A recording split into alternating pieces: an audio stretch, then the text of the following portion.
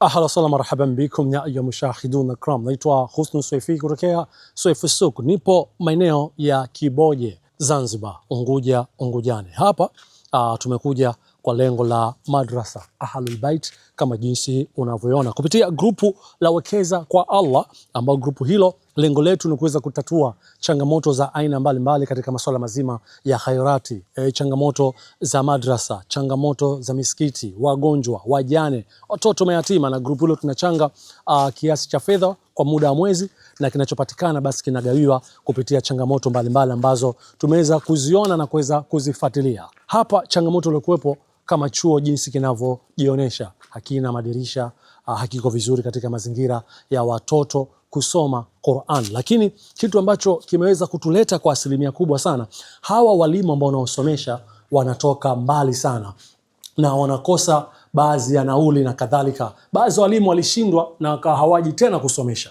lakini walimu waliobakia, mmoja anatoka Chwaka na mmoja anatoka Miwani. So nauli na mazingira ya chuo kama jinsi unavyoona, na mara nyingi vyuo vinakuwa vina ada ya mwezi, lakini sio kitu cha msingi sana ambacho kinaweza kumsaidia mwalimu, na haswa kwa huku vijijini mazingira yalivyokuwa magumu. Sasa tumeweza kukuonesha video hii, nasi kupitia grupu letu la Wekeza kwa Allah tutawakabidhi walimu hawa kiasi kidogo ambacho kitaweza kuwasaidia kwa upande wa nauli na masuala mengine, ili wapate nguvu kuweza kuwasomesha ndugu zetu Qur'an. Unaweza kujiunga kupitia grupu letu hili la Wekeza kwa Allah. Nitafute kupitia namba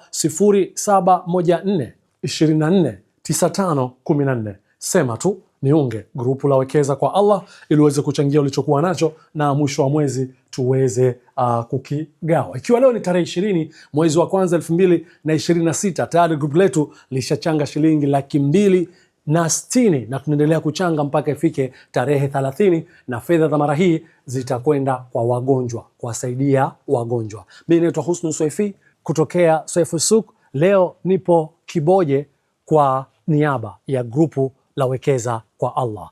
Mimi sina la zaidi, niwatakie kila la kheri, niseme waalamsik.